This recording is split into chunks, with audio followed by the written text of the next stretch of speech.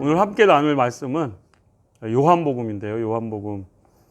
예수께서 다시 갈릴리 가나에 이르시니 전에 물로 포도주를 만드신 곳이라 왕의 신하가 있어 그의 아들이 가버나움에서 병들었더니 그가 예수께서 유대로부터 갈릴리로 오셨다는 것을 듣고 가서 청하되 내려오셔서 내 아들의 병을 고쳐 주소서 하니 그가 거의 죽게 되었습니다. 예수께서 이르시되 너희는 표적과 기사를 보지 못하면 도무지 믿지 아니하리라. 신하가 이르되 주여 내 아이가 죽기 전에 내려오소서. 예수께서 이르시되 가라 내 아들이 살아있다 하시니 그 사람이 예수께서 하신 말씀을 믿고 가더니 내려가는 길에서 종들이 오다가 만나서 아이가 살아있다 하거늘 그 낫기 시작한 때를 물은즉 어제 7시에 열기가 떨어졌나이다 하는지라. 그의 아버지가 예수께서 네 아들이 살아있다 말씀하신 그때인 줄 알고 자기와 그 온 집안이 다 믿으니라. 이것은 예수께서 유대에서 갈릴리로 오신 후에 행하신 두 번째 표적이니라. 아멘. 네, 요한복음은 예수님이 우리의 주님이시고 예수님이 하나님이심을 우리에게 말씀해 주고 있습니다. 요한복음 1장에서는 요한복음 1장에서는 예수님께서 말씀이시고 태초에 하나님과 함께 하셨는데 그 말씀이신 하나님께서 육신을 입고 오신 분이 바로 예수님입니다. 즉 예수님은 온 천지 세계 만물을 창조하신 하나님이시다라고 말씀해 주고 있습니다. 그리고 요한복음 마지막 20장에서는 도마에게 부활하신 주님께서 도마에게 나타날 때 도마는 그렇게 고백합니다. 예수님은 나의 주님이십니다. 예수님은 나의 하나님이십니다. 그리고 요한복음 마지막 이 책을 기록한 많은 표적들이 있지만 대표적으로 7가지 표적을 우리에게 보여준 것은 그 표적이 표지판처럼 우리에게 예수님은 나의 주님이시고 예수님은 우리의 하나님이심을 이렇게 표지판처럼 표적으로 가르쳐주는 대표적인 표적이 바로 7가지 표적입니다. 근데 오늘은 두 번째 표적이 왕의 신하와 연관된 이런 표적으로 우리에게 두 번째 표적을 주시는데요. 이 두 번째 표적이 왜 우리에게 중요하냐면 오늘날 우리가 살아가는 이 시대하고 똑같다라는 거예요. 우리는 왕의 신하입니다. 아멘. 우리는 예수님을 믿는 왕의 신하로 살아가고 있습니다. 지금 본문에도 왕의 신하가 나옵니다. 그런데 이 왕의 신하가 세상 임금의 신하겠죠. 초반절에는. 후반절에는 이 만왕의 왕 대신 예수님의 신하로 변화되는 사건이 나오는데요. 어쨌건 우리는 왕의 신하입니다. 예수님을 우리의 주님으로, 우리의 하나님으로 믿는 만왕의 왕 대신 그분의 종이기 때문에 우리는 왕의 신하입니다. 그런데 여기 본문에 나오는 왕의 신하에게 한 가지 문제가 있습니다. 그것이 바로 오늘날을 사는 우리들의 문제라는 것입니다. 이 문제가 뭡니까? 그의 아들이 가버나움에서 병들어 죽게 되었다는 것입니다. 병들어 죽게 되었는데 왕의 신하로서 자기 권세와 능력과 자기의 모든 것을 가지고 자기 아들을 고치고자 하지 않았겠습니까? 왕의 권세를 등에 입고 이 왕의 신하는 자기 아들을 고치려고 백방으로 노력했습니다. 그러나 고칠 수가 없었습니다. 우리가 이 세상을 등에 입고 우리가 세상의 임금들, 세상의 권세를 가지고는 우리 다음 세대들에게 죽어가는 다음 세대들을 살릴 수가 없다는 메시지입니다. 오늘날 우리에게 주는 메시지이기도 합니다. 그렇게 죽어가는 아들을 이 왕의 신하는 백방으로 살리려고 했지만 살릴 수가 없었습니다. 그런데 그때 때마침 예수님께서 예루살렘에서 갈릴리로 오셨다는 소식이 들리고 그 예수님은 어떤 예수님인지 이 왕의 신하는 누구보다도 잘 알았겠죠. 저와 여러분이 누구보다도 잘 알잖아요. 그렇게 다 잘 알고 있습니다. 그래서 우리는 우리 방법대로 안 되니까 결국에는 누구를 찾게 됩니까? 우리는 예수님을 찾을 수밖에 없습니다. 그래서 왕의 신하는 오늘 본문 말씀에 보면 이 가버나움에서 예수님이 가나 첫 번째 표적을 행했던 가나로 오셨다는데 직선거리로만 27km고 이렇게 산을 넘고 물 건너가면 한 30km가 넘겠죠. 반나절을 하루 종일 가야 되는 거리입니다. 가버나움에서 가나까지는 반나절을 가야 간신히 갈 수 있는 거리죠. 그래서 왕의 신하는 반나절을 가서 예수님을 만납니다. 예수님을 만나서 내 아들의 병을 고쳐달라. 그가 거의 죽게 되었다. 예수님께 간절히 부탁합니다. 그때 예수님은 왕의 신하뿐만 아니라 그 주변에 있는 많은 사람들에게 이해할 수 없는 말씀을 하십니다. 너희는 표적과 기사를 보지 못하면 도무지 믿지 아니한다. 정말로 우리가 신앙생활을 하면서 얼마나 많은 표적과 기적을 우리가 하나님 앞에 구합니까? 정말 이 홈스쿨이 이게 하나님 방법 맞습니까? 방법이라면 좀 표적 좀 보여주세요. 기적 좀 보여주세요. 이것이 다음 세대를 살리는 거 맞습니까?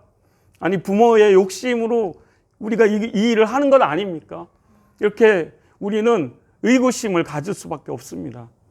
그런 표적과 기적을 보여달라고 주님 앞에 우리는 매달립니다. 주님 오셔가지고 가버나움으로 오셔서 내 아들을 살려달라고.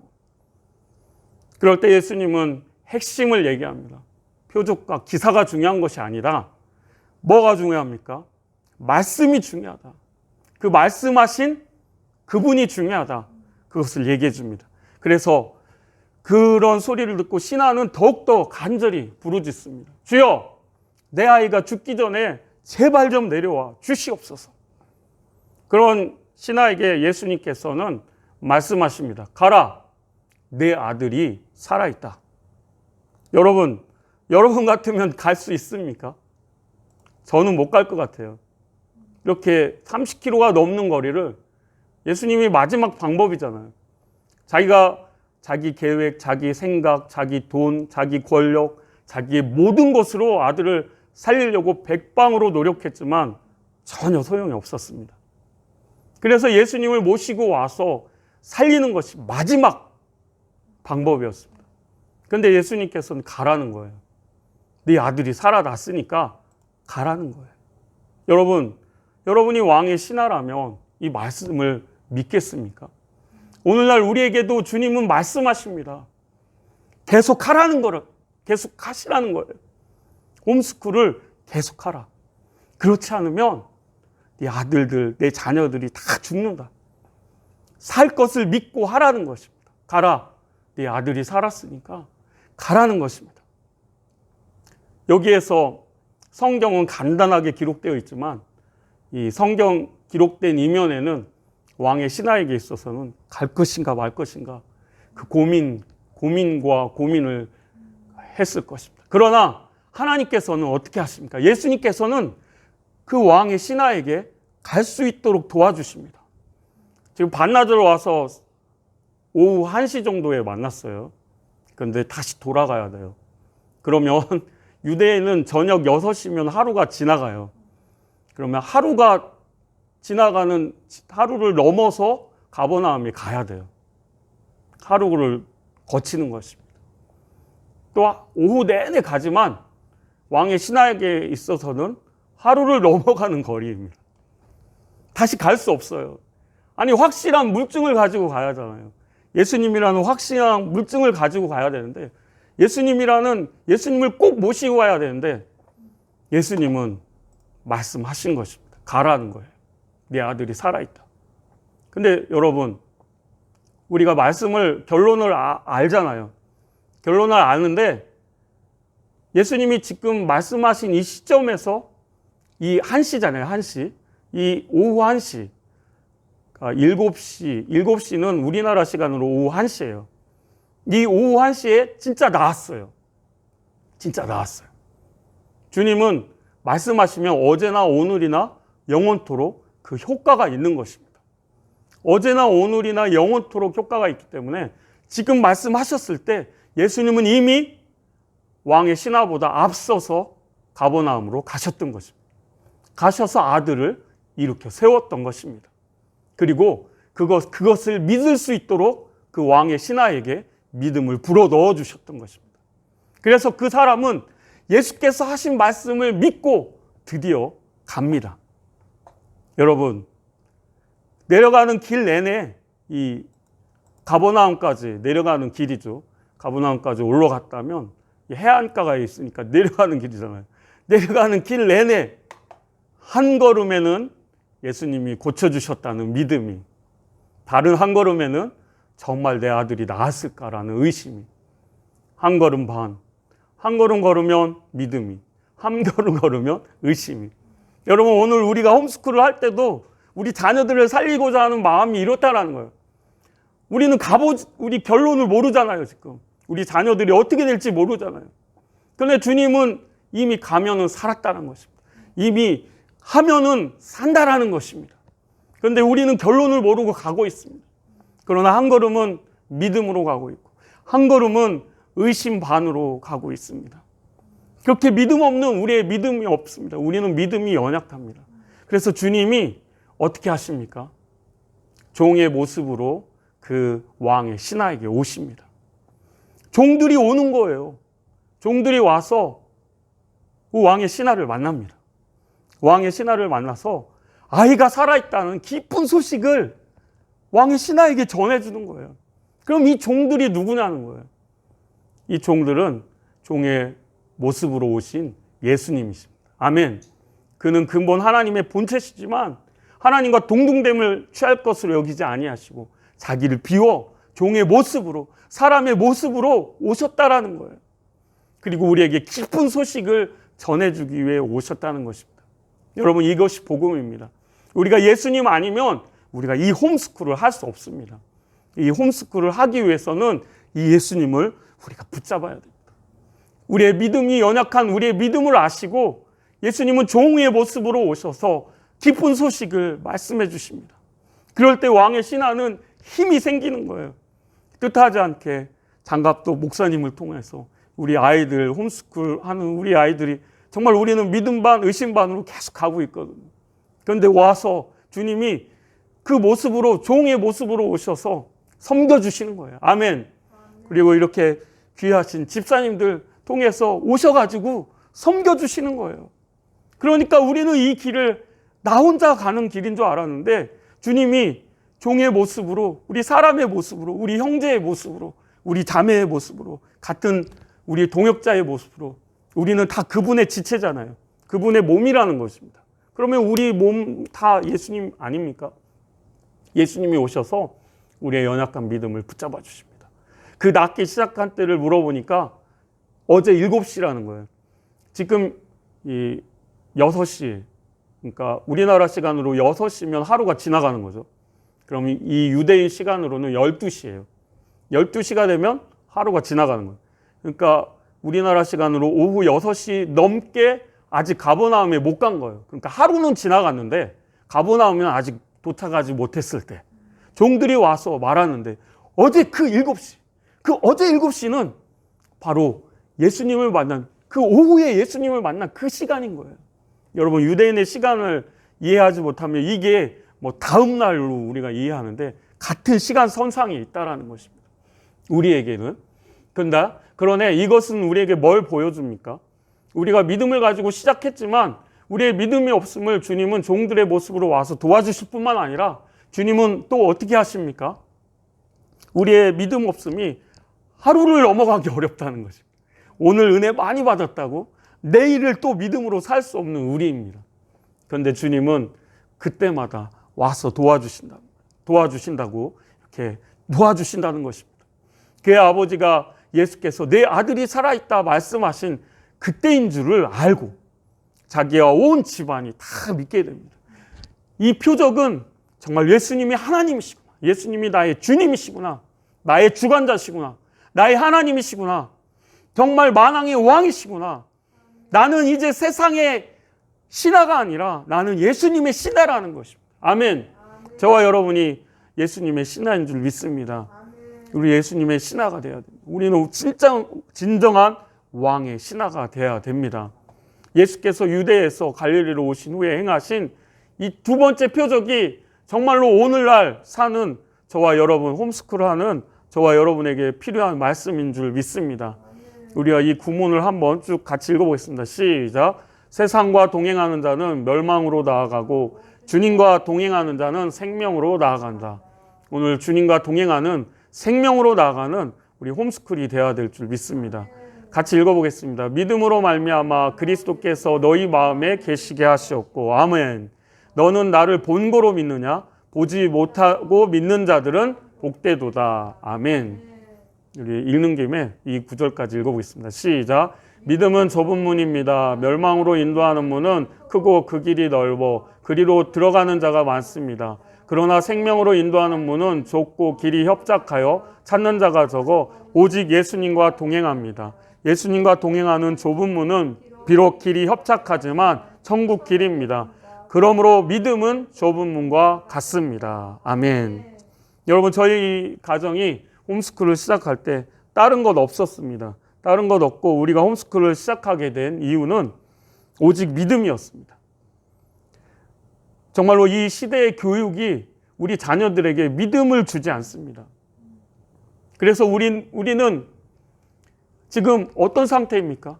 우리 아이들을 세상에 맡겼어요. 세상 임금의 권세로, 세상 임금의 힘으로, 세상 임금의 능력으로 우리 아이들을 어떻게 해보려고 하고 있어요. 그러나 그렇게 하면 할수록 우리 아이들은 어떻게 됩니까? 점점 더 죽어가고 있는 것이 문제라는 거예요. 그러면 우리는 어떻게 해야 됩니까? 우리 자녀들을 어떻게 해야 됩니까?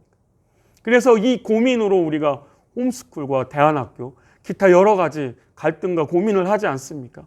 우리 아이들, 죽어가는 우리 아이들의 영혼, 뭐 육신이 잘 되고 육신이 출세하고 육신이 뭐 부하게 되고 이런 거를 우리가 원하는 건 아니잖아요. 정말 우리가 원하는 것, 정말 우리 세대, 정말로 부모 세대, 믿음의 세대들이 교육을 너무나 못 받고 그렇게 살았기 때문에 자녀들을 교육시키려고 우리 윗세대들은 열심히 일했어요.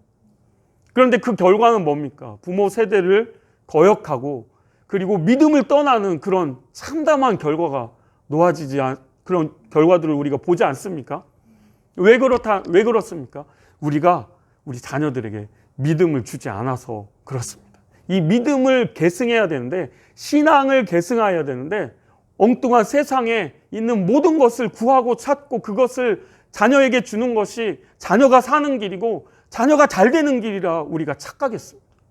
그렇게 세상 것을 줬는데 자녀들은 왕의 신하의 자녀처럼 그렇게 죽어가고 있습니다. 죽어가고 있는 거예요. 그거를 우리가 두 눈으로 보고 있지 않습니까? 이러한 세대에 정말로 우리도 홈스쿨을 시작할 때 정말 우리의 계획이 아니었어요. 저희 사모하고 저의 계획이 아니었습니다. 뜻하지 않게 우리 아이들 학교 생활 잘했거든요. 학교에서도 1등하고 교회에서도 또 칭찬받고 신앙생활 잘했습니다. 그런데 학교에서 1등하고 신앙생활 잘하고 교회 오면 또 교회에서 신앙생활 잘하고 목사님 자녀들이니까 또 모범이 되고 우리는 잘하는 줄 알았어요. 그런데 어느 날 보니까 그것이 우리 자녀들을 죽이고 있는 것이더라고요. 죽고 있는 자녀들을 우리가 발견하고서 깜짝 놀랐습니다. 아니, 이게 어떻게 된 거야? 여러분, 학교 교육이 정말로 믿음을 주는 교육입니까? 예수님에 대한 신앙을 주는 교육입니까? 여러분 그렇게 교육 받았습니까? 여러분이 그렇게 대학교, 고등학교, 초등학교, 중학교, 대학교 그리고 박사, 석사 따서 석사, 박사학위 따서 정말로 여러분 영혼이 살았습니까? 저는 그런 모습을 많이 못 봤습니다. 저도 세상 교육에 상처를 받은 어떻게 보면 한 피해자 중에 하나입니다. 그래서 세상 교육은 정말로 하나님과 멀어지게 하고 하나님을 대적하는 그 이유는 바로 세상 교육의 교육 철학이 그 무신론적 신앙관에서 이렇게 다 교육하고 있기 때문에 우리 자녀들이 그 교육을 배우면 다 신앙을 떠날 수밖에 없도록 교육이 되고 있습니다. 그래서 우리 첫째 아이를 통해 많은 고민을 했었는데요. 그래서 이대로 가다가는 우리 아이를 죽이고 또 우리는 또 그 밑으로 5명이나 낳았어요. 그때 5명 그러니까 5년, 6년 전인데 5명 그러니까 전체가 6명이죠. 근데 이 첫째가 죽으면 나머지 애들은 같이 그 길 가는 게 눈에 보이는 거예요. 선하게 보이는 거예요. 그래서 첫째를 학교를 정지시키고 홈스쿨을 시작하면서, 둘째가 그때 막 학교 들어가고 1학년, 2학년 한참 재밌게 초등학교 2학년 다닐 때 탐방 초등학교, 우리 선생님 권혜숙 권사님 선생님도 와 계신데 거기서 2학년 열심히 생활 잘했어요. 막 칭찬도 받아가면서. 또 셋째는 1학년 막 들어갈 때 모든 아이들 학교 스탑하고 다 이제 집으로, 홈으로 불렀던 것입니다. 그래서 같이 뭘 해야 되나 고민하다가 그냥 놀았어요. 아이들하고 놀고, 뭐 하나님이 가르쳐 주시는 대로 뭐 캠프 가면 같이 가고, 수련회 가면 같이 가고, 뭐 우리가 계속 붙잡고 교육할 수 없으니까 뭐 어린이 전도협회도 보내고, 지저스 아미 어린이 캠프도 보내고, 여기저기 다 보냈습니다. 그런데 그 아이들이 이렇게 홈스쿨을 하면서 주변에 있는 많은 목사님들이, 저를 아는 지인분들이 걱정하시는 거예요. 아, 홈스쿨 하면 사회성이 문제다. 홈스쿨 하면 인간관계가 문제다. 야, 홈스쿨 하면 이 험한 세상에 온실 속에, 하우스의 온실 속에 이렇게 기르다 보면 세상 적응 못하고 더 안 좋아진다. 이런 얘기들을 너무나 많이 들었습니다. 그래서 저도 이 좋은 소식이 아니잖아요. 그런 얘기를 들을 때마다 갈등이 되는 거예요. 야, 그래, 다시 학교로 보내야 되나? 그러다가 다시 하나님이 주신 마음이기 때문에, 이 교육에 대한 그런 것도 그때 당시 눈을 점점 떠졌거든요. 그래서 전교조에 의한 교육들, 인본주의 교육들, 학교에서 동성애 교육들, 이런 교육들이 막 일어나고 있을 때, 실질적으로 저희가 김해에서 개척 사역을 했었는데, 그때 그 많은 아이들이 우리 교회에 왔었어요. 근데 그 부모님, 어머님이 없거나, 뭐 이혼하거나, 뭐 아버님이 뭐 이혼하고, 이런 이게 결손 가정 아이들이 와서 하루 종일 먹고 막 마시고, 아이들 집에다 데려다 주고, 잠도 자고, 먹고 자고 하면서 초등학교부터 고등학교까지 그렇게 같이 지낸 아이들인데, 근데 그 아이들이 형편이 좋아지면 그냥 교회를 떠나는 거예요. 미련 없이 떠나는 거예요. 야, 우리가 이렇게 열심히 신앙 교육을 했는데 왜 교회를 떠날까? 그리고 그 아이들 중에 신실하게 막 새벽 예배도 같이 드리고, 막 전도협회 모두 훈련도 다 받고, 그런 아이한테, 그 아이와 대화하면서 동성애가 왜 되냐는 거예요. 학교에서 선생님이 그렇게 안 가르쳐 줬다는 거예요. 고등학생인 그 아이가. 그 얘기를 듣고 충격을 받았어요. 그럼 도대체 학교 교육이 어떻게 되는 거지? 그러면서 유치원, 어린이집, 학교에 있는 교과서들, 이런 거를 짬짬이 봤는데 놀랬습니다. 하루는 저희 아이가 어린이집 다니다가 추석날인데 같이 교회에서 밥을 먹는데, 갑자기 그 둘째 애가 스탠다드 그 선생님 말씀을 잘 듣거든요. 근데 밥 먹다가 갑자기 벌떡 일어나더니 나가서 창문을 보고 막 뭐라고 꿍시렁거리는 거예요. 내가 너 왜 그러냐 했더니, 선생님이 달을 보고 소원을 빌으래겠대.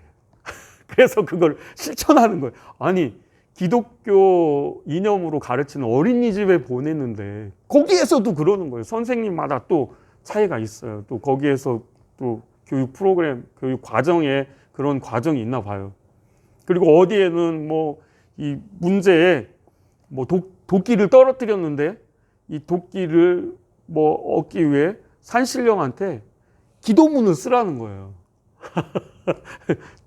그런 문제도 나오고, 뭐 귀신 얘기도 나오고, 도깨비 얘기. 아니, 그 교과서가, 초등학교 교과서가 온통 귀신 천지인 거예요. 도깨비 얘기, 귀신 얘기, 산신령 얘기, 그 사람한테 빌어라, 뭐 해라.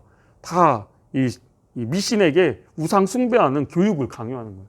그리고 중고등학교 가면은 이제 성교육, 동성애 교육, 이런 교육들이 막 활발해요. 그러나 이런 학교 교육의 전반적인 것에 대해서 저희에게 눈을 뜨게 해주셨고, 그래서 이 학교 교육을 가다 보면 분명히 이 신앙 교육과 부딪히는데, 우리가 전체 일주일 168시간 중에 학교에는 거의 160시간 이상, 100시간 이상을 학교에 보냅니다. 그리고 교회에서는 단 한두 시간이죠. 그러면 이 먹는 양으로 보면 학교에서 먹는 양이 절대적인 거예요. 그래서 하나님이 이 시대에 홈스쿨을 시작하게 하셨구나. 여러분, 홈스쿨이 그래서 중요한 것입니다. 그래서 이 중요한 것, 왜냐하면 그래서 우리도 우리 자녀들에게 믿음을 주자라는 예수님을 믿는 믿음을 우리 자녀에게 줘야 된다. 예수님을 만나고 예수님을 믿는 믿음을. 그러면 그 예수님을 만나고 예수님을 믿는 그 믿음 가지고 우리 자녀들이 어느 곳에 가든지 예수님의 도우심으로 살아갈 수 있다. 우리는 자녀들이 잘 먹고 잘 살으라고 지식을 주고 교육을 주고 지식, 기술 여러 가지를 가르쳐 주는데 그거는 다 우리 자녀들의 영혼을 죽이는 것입니다. 도리어 예수님을 믿는 신앙을 줘야 됩니다. 신앙을 줘야 됩니다. 그래서 우리는 홈스쿨 시작할 때 철저하게 믿음 외에는 없다. 그리고 믿음으로 가기 위해 여러 가지 시행착오들을 여러 번 겪었습니다. 중간에 대안학교도 한번 보냈었는데요. 근데 그렇게 보내면서 더 어렵더라고요.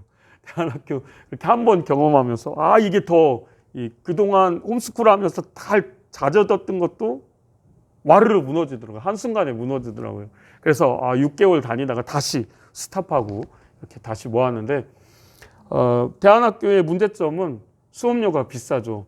그리고 대안학교마다 선생님의 교육 철학마다 그 선생님이 영향을 받게 돼 있습니다. 아이들은. 그래서 제가 잘 아는 대안학교에서도 진보 교육, 좌파 교육을 시키는 역사적 교육을 시키는 그런 데도 있고요. 그리고 대안학교에서 더 공부를 많이 시키는 거예요. 아니 지식 또 기술 이런 거 하려면 세상 학원, 학교 보내는 게 더 낫지 않나요? 왜 대안학교까지 굳이 보내서 그러나요? 좋은 대학교가 우리의 우상입니까? 주님입니까? 예수님은 아니잖아요. 그래서 우리는 포기할 건 포기하고 붙잡을 건 붙잡아야지. 그렇지 않으면 우리가 정말로 이 홈스쿨이 가는 길에 주님이 도와주시지 않습니다. 그래서 현 대안학교들의 많은 문제가 있는데요. 여러분 조금만 이렇게 주의 깊게 대안학교 이렇게 주의 깊게 보면은 그 문제들이 보일 거예요. 그 대안학교에 보내서 우리 부모들이 뭘 원했는지 우리들의 부모들의 욕심도 보일 거예요. 그리고 대안학교의 실정도 보일 거예요. 그들이 대안학교에서 살아남기 위해 대안학교 간의 경쟁, 그 경쟁에 살아남기 위한 여러 가지 그들이 하는 그런 모습들을 또한 볼 거예요. 또한 비싼 수업료도 문제죠. 근데 여러분 홈스쿨은 그런 헛된 데 에너지를 낭비하지 않을 수가 있어요. 그래서 홈스쿨이 너무 중요한데 왜 홈스쿨이 중요합니까? 최초의 에덴 동산도 홈으로 시작됐다는 것입니다. 홈, 가정이 중요합니다.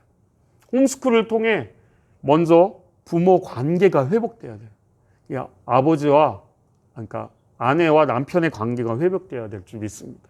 우리가 홈스쿨을 통해서 남편과 아내의 관계가 회복되면서 자녀들에게 그 사랑이 흘러나가야 되거든요. 에덴이 회복되는 거죠. 에덴이 회복되면서 우리 자녀들 사이에 가인과 아벨 사이에 있었던 영적인 경쟁들, 육체적, 물질적, 우리 자녀들 이렇게 보면은 5명, 6명, 몇 명이 있는지는 모르겠지만 서로 막 경쟁하고 자녀들끼리도 시기하고 질투하고 막 그러잖아요.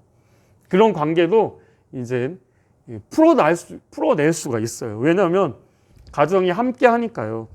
그래서 이 깨진 관계들을 다시 회복하는 것. 그러니까 성경적인 가정을 회복하고 성경적인 형제 관계, 부모 관계를 회복하는 것. 말라기 말씀에 보니까 말라기 4장 5절 6절에 보니까 이 마지막 때에 엘리야의 사역, 선지자 엘리야의 사역이 필요하다고 하는데 선지자 엘리야의 사역이 핵심 내용이 그가 아버지의 마음을 자녀에게로 돌이키게 하고 자녀들의 마음을 그들의 아버지에게로 돌이키게 하리라. 돌이키지 아니하면 두렵건대 내가 와서 저주로 그 땅을 칠까 하노라. 주님이 오시면 돌이키지 않는 모든 가족들은 치신다는 것입니다. 아버지의 마음을 자녀에게로 돌이켜야 되겠고 자녀의 마음을 아버지에게로 돌이켜야 해요. 여기서 아버지는 영적 아버지입니다. 물론 육신적인 아버지도 있어요. 부모도. 그러니까 자녀와 부모 세대들이 하나가 돼야 되고 이제 그렇게 하나가 된 가정이 아버지에게 돌아가야 됩니다. 이것이 이제 마지막 때에 이제 에덴을 회복시키고자 하시는 새하늘과 새 땅을 회복시키고자 하시는 예수님의 마음인 것입니다. 그래서 예수님이 오시기 전에는 수직적 신앙 관계가 중요했어요. 왜냐하면 여자의 후손으로 오셔야 하기 때문에 그 후손의 이 믿음의 후손이 계속 이어지려면 수직적 신앙 관계가 중요했어요. 그런데 예수님이 오신 후에는 수직적 신앙 관계보다 우리는 예수님 안에서 거듭나죠. 하나님의 자녀로 거듭남, 새 영적 가족들이 형성되기 때문에 수평적 신앙 계승이 중요했습니다. 그래서 오늘 우리 교회들이 수평적 신앙 계승을 위해서 무지 많이 노력했습니다. 그 결과는 어떻습니까? 수직적 신앙 계승을 소홀히 한 결과를 낳았습니다. 근데 이 마지막 때에는 이 두 가지가 다 중요하다는 거예요. 부모에서 자녀로 이어져가는 수직적 신앙 계승 뿐만 아니라 우리 형제들끼리의 수평적 그리고 모든 민족 더 나아가 전 세계 민족까지 이어지는 수평적 신앙 계승. 근데 가장 중요한 게 무엇이겠습니까? 이 십자가의 두 축에서 가장 중요한 게 뭐겠어요? 하나님과 나와의 수직적 관계 아닙니까?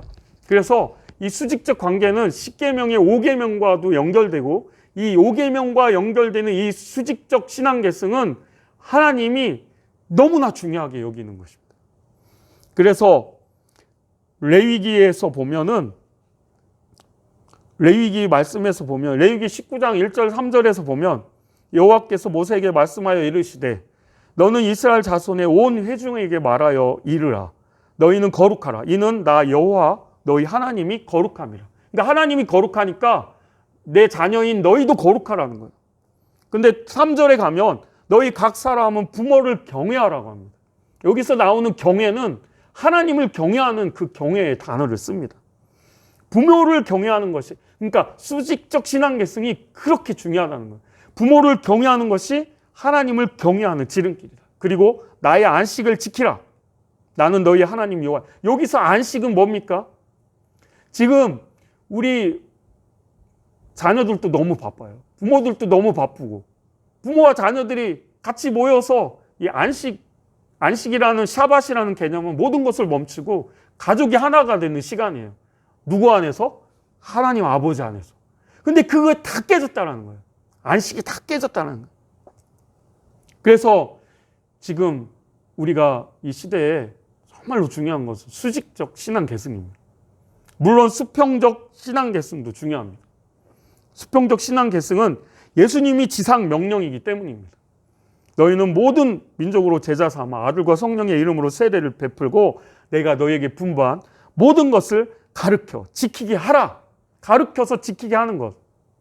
이게 수평적 신앙 계승의 가장 모토가 되는 말씀인데요. 그런데 여기서도 보면은 이 바울과 디모데 이 영적 아버지와 영적 자녀 관계로 이렇게 성립돼서 보듯이 어떻게 보면 이것도 영적 수직 신앙 계승이라고 우리가 생각할 수 있습니다.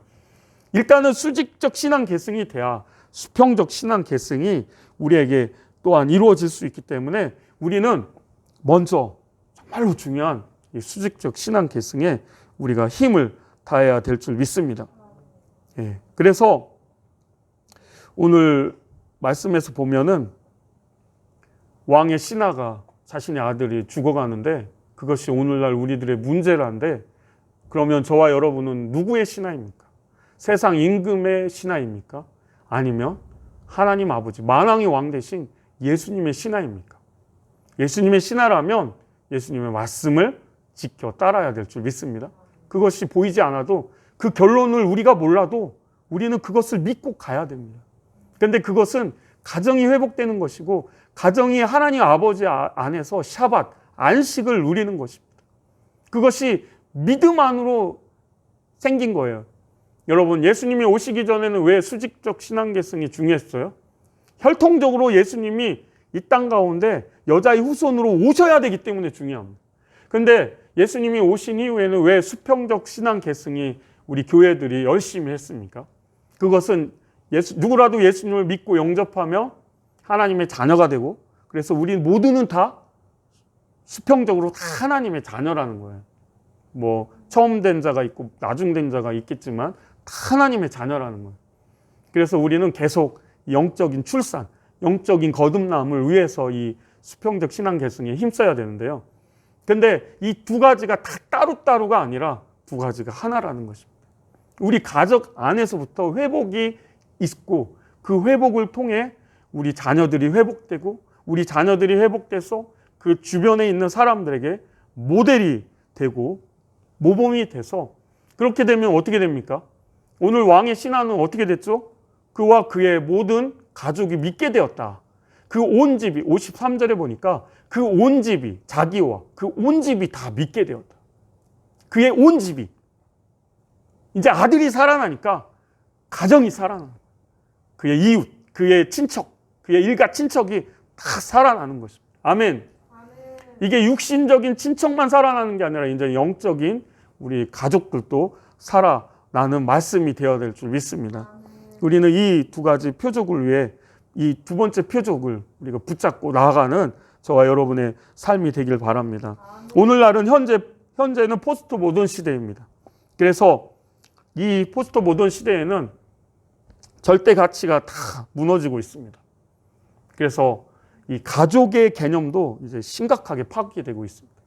지금 마지막 사단이 공격하는 것이 이제 육적 가족을 파괴시키는 거예요. 아무리 영적 가정이 교회를 통해서 견고하게 서 있다 할지라도 디모데 후서의 말씀에 보면 자녀가 신앙 계승이 안 되면 집사로 세우지 말라잖아요. 집사는 그 당시에 사역자입니다. 그러니까 이제 육적 가족을 이제는 젠더 이데올로기라는 그런 심각한 이 공산주의, 사회주의 이념에서 파생된 이 젠더 이데올로기, 그거에 의해서 이제 그것의 최종 목적지가 어디냐면 가정을 해체하는 거예요. 사단이 그 공격을 하고 있습니다. 그러면 우리는 마지막 이 전투에서 우리는 싸워서 승리해야 되는데, 그러면 이 전투의 본질은, 전쟁터는 어디다? 가족이라는 것입니다. 근데 가족이, 근데 학교 가고 뭐 학원 가고 뭐 직장 다니고 막 다 흩어져요. 그럼 언제 이 가족이 하나가 돼요? 언제 안식합니까? 이게 그것도 이 바쁨이라는 것도 다 우리가 주님 앞에 내려놓아야 될 우상입니다. 그래서 이제 육적인 가족을 해체하라는 이 전쟁터에서 우리가 끝까지 싸워야 되는데, 마지막 시대는 노아의 시대와 같다겠죠. 노아의 시대의 인구를 조사해 보면 최소 30억에서 한 120억, 최대 120억까지 오늘날하고 비슷하다고 합니다. 그런데 그때 구원받고 살아남은 그때 당시 홍수 때 살아남은 건 노아의 가족밖에 없어요. 그러니까 마지막 시대는 그렇게 치열하다는 거예요. 어디 안에서? 이제 가족 안에서. 여러분, 가족 안에서 아이들이 스마트폰으로 얼마나 다른 세계에 이렇게 왕래하고 돌아다닙니까? 어른들은 텔레비 보고, 어른들도 스마트폰 보고. 아니, 다 바빠가지고 다 따로따로 노는데 집에 와서도 그렇다니까요. 그러면 언제 우리는 예수님 안에서 가족이 에덴을 회복하고 진정한 그런 것을 회복합니까? 여러분, 초대교회도 가정을 중심으로 시작됐다는 것 아시죠? 가정에 모이기를 힘쓰고 가정에서 예수는 그리스도라는 것을, 이 복음을 가르치며 신앙 계승하기를 힘썼어요. 요즘은 이제 대형 교회는 이제는 위험합니다. 이제는 큰 교회는 위험해요. 이제는 가정 교회가 이제는 마지막 때에 정말로 믿음을 지키기 위해 정말로 중요합니다. 가정 교회가 이제 세워져야 되고, 그래서 가정 교회들이 이제는 따로따로 노는 것이 아니라 가정 교회로 이제는 집에서나 성전에서나, 그러니까 사도행전에 초대교회에 집에서 그리고 성전에서라는 표현이 나옵니다. 이제 가족이 그리스도의 몸으로 지체로 회복되어지고 그 회복되어진 그 가족들이 홈스쿨로 다져지고 홈스쿨로 다져진 이 가정들이 이렇게 온라인이나 오프라인으로 계속 모여서 이렇게 우리가 힘써야 됩니다. 그래서 우리가 연대가 필요하고요. 서로 사랑하고 격려하고 서로 도와줘야 우리가 정말로 이 마지막 시대에 살아남을 수 있습니다. 이제 대형교회 체제로는 이제 안 됩니다. 정부가 그 숫자도 통제하잖아요. 이제 가정은 어떻게 할 수 없잖아요. 그래서 초대교회처럼 가정으로 모이고 이 가정으로 모인 사람들이 홈스쿨로 하나가 돼서 또 홈스쿨로 서로 연대해야 됩니다. 그래서 서로 돌아보아 사랑과 선행으로 격려하며 모이기를 피하는 어떤 사람들의 습관과 같이 하지 말고 오직 권하여 그날이 가까움을 볼수록 더욱 그리하자. 히브리서 10장 24절 25절 말씀. 여러분 이제 마지막 때에 서로 돌봅시다.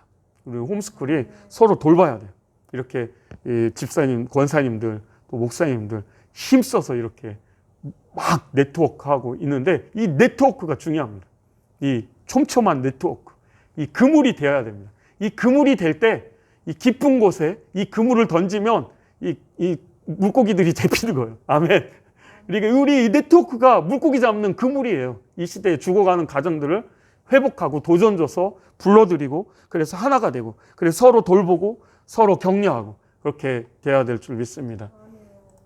시간이 많이 됐나요? 마지막으로 제가 이렇게 마지막 마태복음 14장 24절 33절 마지막 말씀 나누고 마무리하겠습니다.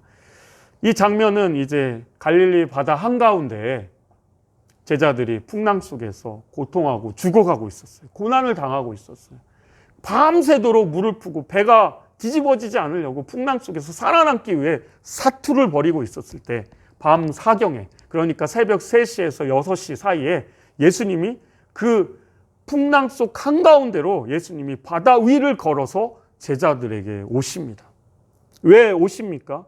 제자들을 그 애쓰고 힘쓰는 풍랑의 문제를 해결할 수 없는 제자들을 살려주시기 위해 오시는 거예요. 근데 제자들은 그렇게 오시는 예수님을 오해해서 유령이다라고 무서워하며 소리 지르죠. 그때 예수님께서는 즉시로 말씀하십니다. 여러분, 우리가 힘들 때, 어려울 때 주님은 즉시 우리에게 말씀하십니다. 홈스쿨로 이렇게 연대해서 막 할 때, 우리가 부르짖을 때 나도 모르는 사람들이 막 찾아오는 거예요. 이렇게 찾아오셨잖아요. 아멘. 찾아와서 연결되는 것입니다. 내니 안심하라. 이것이 이 주님의 말씀입니다. 홈스쿨이 주님이 그렇게 말씀해 주십니다. 두려워하지 말라. 이것을 계속해라는 것입니다. 용감한 베드로가 주님이시면 만일 주님이시면 나를 명하사 물 위로 오게 하소서. 이제 바다를 이 배를 벗어나야 돼요. 안전한 배를 벗어나야 돼요. 이제 세상 교육 체제를 이제 벗어나서 우리는 주님께 나가야 됩니다. 베드로는 이 풍랑에 이 배 안에서 안전하지 않은 걸 알아요. 그러나 물 위로 걸어오는 예수님으로 가면 안전하다는 걸 알아요. 그러니까 예수님이면 나를 명하사 물 위로 오라 하소서. 그런데 예수님이 오라 말씀하십니다. 베드로는 갑니다. 물 위로 가는데 물 위로 가는 거예요. 근데 이 물 위로 가는 거는 베드로에게 상상을 초월하는 일입니다. 얼마나 기뻤을까요? 우리가 홈스쿨 하면서 이런 경험들을 합니다. 정말로 우리는 이런 문제를 딛고 가는 경험들을 할 수 있습니다. 그런데 중요한 건 뭡니까? 중간에 예수님께 가다가 바람을 보고 무서워 빠지죠. 그때 베드로는 주여 나를 구원하소서. 여러분 홈스쿨에 방향이 안 보이고 힘들고 어려울 때 우리가 주님을 향하여 다시 한번 부르짖어야 됩니다. 주여 나를 도와주소서, 구원하소서. 내 자녀들을 살리려고 이렇게 홈스쿨 하는데 방법이 없습니다. 어떻게 해야 될지 모릅니다. 그때 부르짖으십시오. 그러면 주님이 즉시로 오십니다. 오늘 말씀해 보니까 즉시로 손을 내밀어 그를 붙들어 빠져있는 베드로를 꺼내 주십니다. 그 다음은 여러분 아시죠? 베드로는 예수님의 손을 놨을까요? 아니면 붙잡았을까요? 배에 올라갈 때까지 붙잡은 거예요. 예수님과 함께 그 바다 위를 걷는 거예요. 여러분 그런 경험을 홈스쿨을 통해 할 수 있습니다. 그런 경험을 해야 됩니다.